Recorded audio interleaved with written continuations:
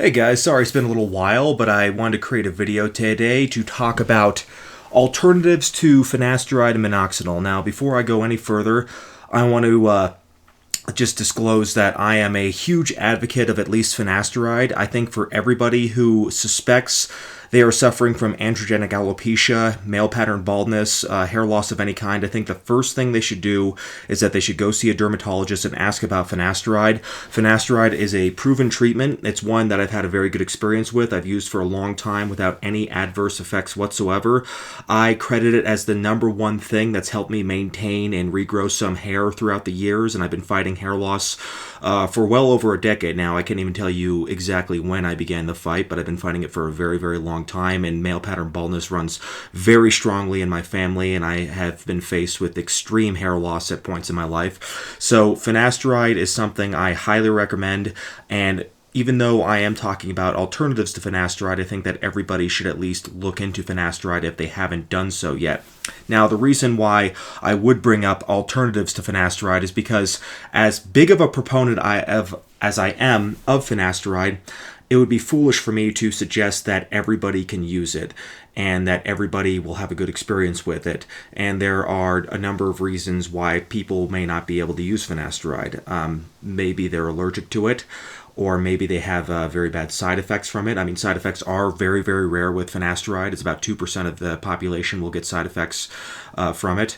And for some people, it may not just be strong enough. Maybe some people have been using it for a little while. Maybe it's not working as well as it used to because their genetic sensitivity to DHT just starts to increase as they get older, and they start to lose more and more hair despite being on finasteride. Or maybe they just need a more comprehensive treatment program than just finasteride alone. Now, when it comes to minoxidil, minoxidil is usually the first choice for hair growth stimulants when it comes to treating male pattern baldness. And for one, that's because it works very well. And secondly, it's because it's very widely available. It's available without prescription in most parts of the world, including the USA and the European Union. And I think it also is now available without prescription in Canada and Australia. I think that might be a relatively new thing because I think until recently you actually did require a prescription for minoxidil. So anyways, I've talked about how great finasteride is, and I think minoxidil is a bit of a pain in the ass to use, but I've been using it for a long time too, and it does work. But nevertheless, there are people who say I can't use either of these two treatments. So what are some things I can use in its place? Well, the good news is there are other things out there that work. They may not work exactly the same way. They may not work as well. And they may not have quite as much evidence and clinical trials behind them to back them up. I mean, we're talking about 2 FDA-approved drugs after all.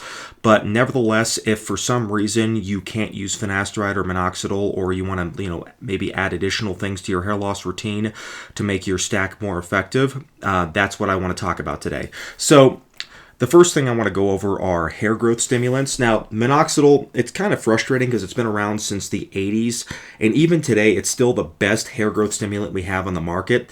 It works for about 60% of people, and that means that at least 60% of people will be able to maintain some hair using it, and about 33% of people will be able to regrow some hair, which is a great thing. But of course, the bad thing about minoxidil is that since it works independently of androgens, that means that even if you're using something like finasteride, any hair growth you get from minoxidil, you have to continue to use minoxidil if you want to maintain any kind of benefits you get from it. So your hair kind of becomes addicted to it, and that's why I always recommend that people use finasteride first. I made the mistake of using minoxidil first, and it did work for me, but unfortunately, because it did work, I can't just stop using it and just rely on finasteride, because I will only keep the hair gains I've made with finasteride, and everything I've gained with minoxidil will eventually stop. But minoxidil's mechanism of action is a little bit strange. It's not fully understood. It promotes the production of keratinocytes, which are the cells that cause hair growth, but we don't know exactly why it does that. It doesn't work because it causes improved blood flow, even though it is used as an antihypertensive medication for patients who are suffering from the early or late stages of hypertension. It's usually used as a last resort drug because it has some serious side effects, and that's why oral minoxidil is usually not something that's recommended by most doctors as a treatment for male pattern baldness. But as far as alternatives go, or even like things you can add to your stack, one of them that's not very well known but definitely works and even has some clinical trials and in vitro studies to back it up is adenosine. And adenosine is interesting because in the study they compared it against I think it was actually just 2% minoxidil. And I'm gonna have all the studies in the description down below so you guys can review them yourselves. But adenosine, from what the study showed, it was like 3 to 6 months. It had about 110 participants, and that's a pretty substantial size of participants, and they compared it against minoxidil, and I believe the study showed that adenosine actually showed greater hair growth, at least in the short term. Now, that doesn't mean it's better in the long term, and I've used adenosine like on and off. Like I used it several years ago. It's pretty expensive and it's obscure. It's a little bit hard to get online sometimes, but I can't say whether or not it worked for me just because, I was on such an extensive stack at the time. I was using like minoxidil, dutasteride, finasteride. I mean, I was using way more drugs than I'm using today. Right now, I just use finasteride and minoxidil. And so I can't say it really added very much to my hair density. But I wasn't really losing any additional hair to begin with because I was on such an extensive stack of drugs. But I think the evidence behind it is pretty strong. I think whenever you see an in vitro study behind something, then you got to take it seriously because that means that it was actually tested on actual human beings. It wasn't tested on a lab rat. It wasn't tested in a petri dish. It's not just purely mechanistic data. And that's not to say that in vivo studies and mechanistic data doesn't have any value whatsoever. But just because you can stimulate the results of something, you can stimulate something in a petri dish doesn't mean that's necessarily going to translate into results on actual human beings. So in the hierarchy of evidence, in vivo studies are always better than in vitro studies, of course. So adenosine is something you can look into, and maybe you can stack it with minoxidil since it doesn't work the exact same way as minoxidil. And another one which I've talked about on my channel before is tamoxinine. Now, tamoxinine, if I were to actually have discovered the product today, I'd be skeptical of it because the evidence behind it is mostly mechanistic, and it shows that creating molecules that stimulate a hypoxic environment on the scalp can promote the production of keratinocytes, and that's just basically hair growth right there. And the evidence that from Vichy, they're the people who make it, from the company that makes Neogenic, which is the trade name of it. Where are they? Oh yeah, L'Oreal, I think, is the company that makes it anyways. But according to them, their own research, they show that on average, people grow like 1,000 to 4,000 new hairs, which sounds like a lot, but actually it's not that much if you consider just the sheer number of hairs that are normally found on the scalp. But, that's something to consider.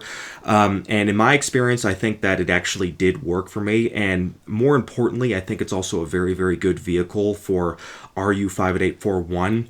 And I'm going to get into that a little bit later, but anyone who's seen some of my earlier videos know that I've talked about using RU58841 on my research subjects. It's an experimental treatment. It's a very powerful anti-androgen, but it's also very molecularly unstable.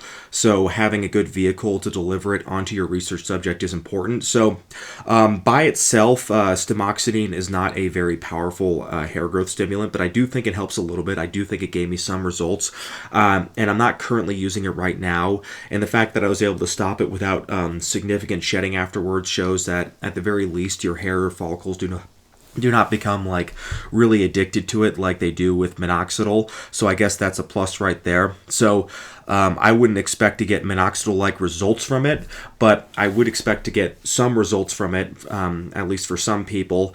And at the very worst, at least it's a very good vehicle for other topical anti-androgens that you can compound yourself. So there really aren't too many options as far as hair growth stimulants go. I mean, maybe there are others out there that work, but those are the two I have experience with, and I want to be careful about talking too much in extent about like things that I haven't used personally because I can't because it's one thing for me just to find studies on things, but if I can actually recant my own personal experiences, I think that's another thing.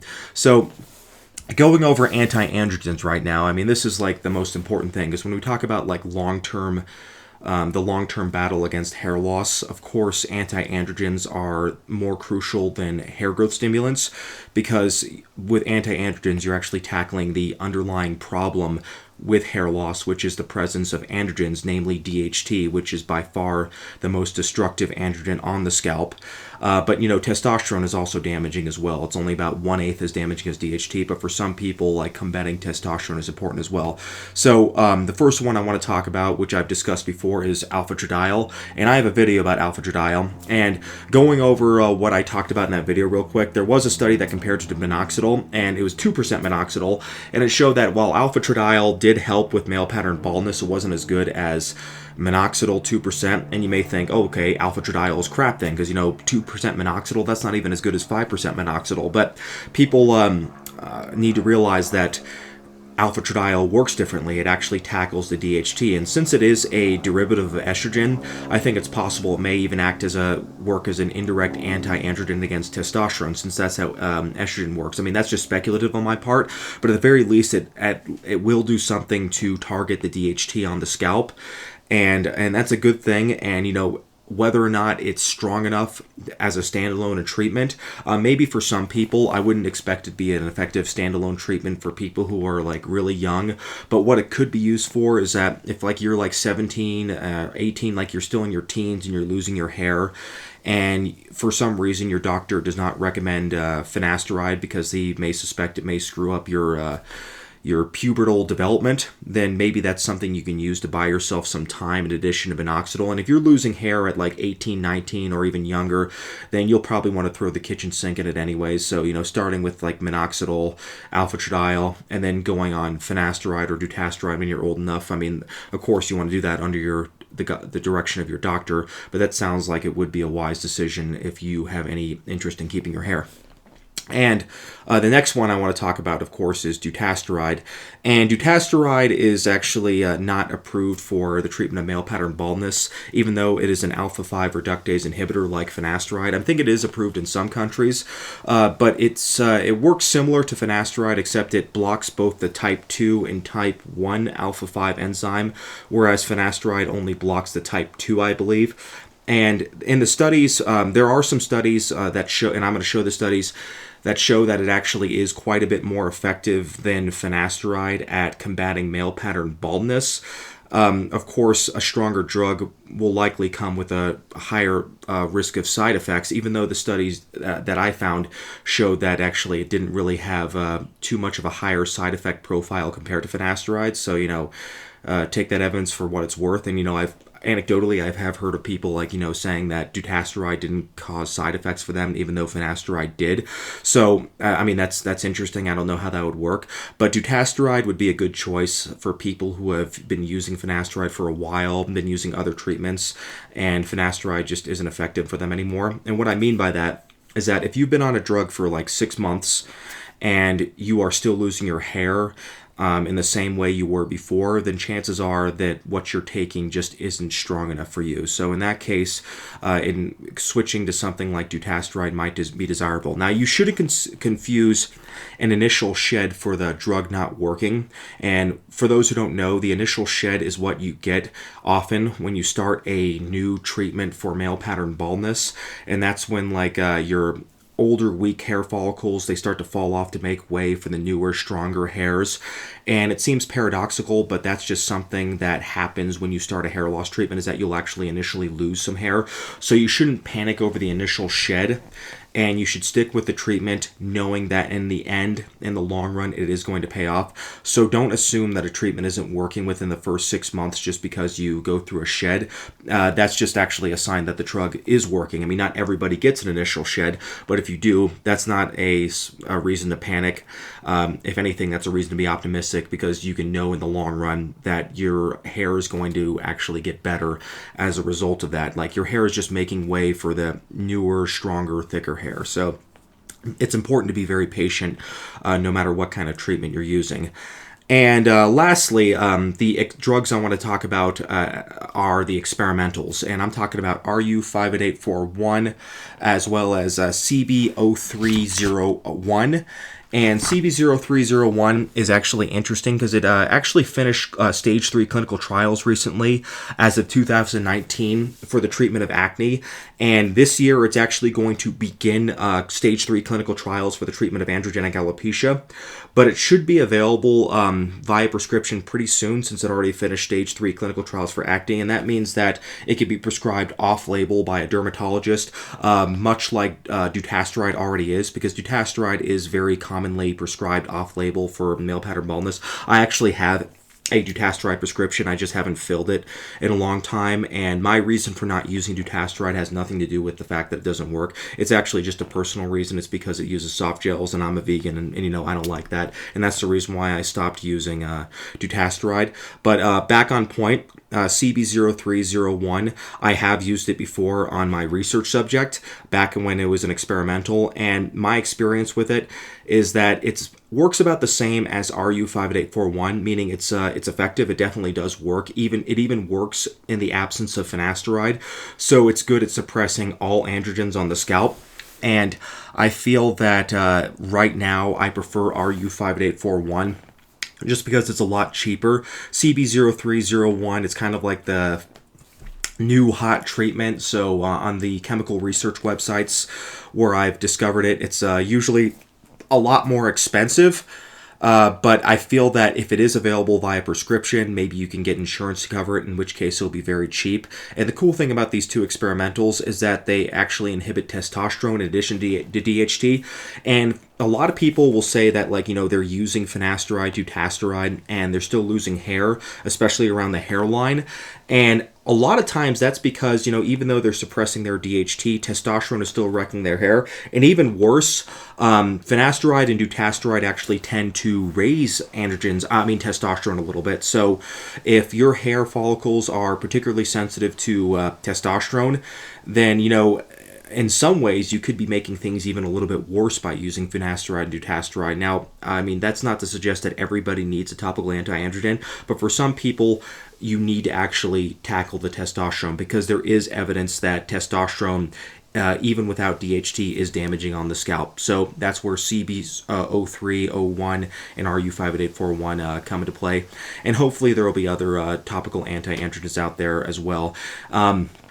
As far as, like, you know, other treatments that I've tried before in the past, there's been some obscure ones, like I've tried topical flutamide, and I wouldn't recommend that because of the systemic absorption, and it's very, very powerful. So that actually did give me side effects. They gave me some sexual side effects as well as, like, some brain fog, and that's just because flutamide is way, way too powerful. And also there's evidence that flutamide is very damaging on the liver. So just because something's applied topically doesn't mean it's side effect free, and that's why I say even if you're going to use something like topical finasteride, don't expect it to be don't expect it to be side effect free. And I've also used topical spironolactone, and topical spironolactone, it's basically bunk. It doesn't do shit. It's just not strong enough. I mean, if you take it orally, it's too strong, but if you take it topically, it's not strong enough. And there have even been studies where it showed people have, like, actually covered their entire bodies in topical spironolactone, and even then it barely caused any reduction in systemic androgens. So I would not expect topical spironolactone to do anything for hair loss. And, you know, I used a couple different versions. I used the S5 cream, which I think is still available, and also I used Dr. Lee's formula from the 2000s. And, you know, I've talked about Dr. Lee before. Dr. Lee was a guy who sold a whole bunch of, like, topical hair loss solutions online. He sold, like, topical finasteride, he sold spironolactone, and, you know, I used that pretty rigorously, and it didn't do anything for me.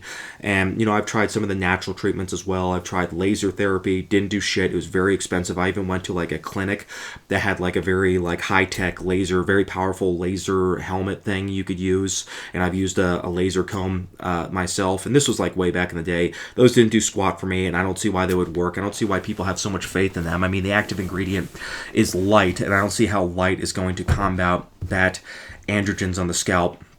And I've also tried saw palmetto, and people ask me about, like, you know, saw palmetto, and, you know, there is evidence that it actually does suppress DHT, but it's kind of like a very, very weak finasteride. So maybe it helps a little bit, but like I said in many comments, that that people have that I've responded to on my channel, I think it would be like the equivalent of fighting a wildfire with a water dropper. So maybe if you have a very, very weak case of male pattern baldness, it would be effective. But I used very, very large doses of saw Palmetto and didn't do anything to for me. And even if it did work, that should not imply that it's side effect free. Like a lot of people get this idea that if something's natural, it's side effect free. I mean, that's complete bullshit. I mean, if something has any physiological change in your body, then likely it's going to cause some unwanted side effects as well. So I wouldn't recommend that, especially as a first line treatment against male pattern baldness. And there's a lot of other things I can talk about. There's actually other things I've used before, but I don't want this video to drag on for too long,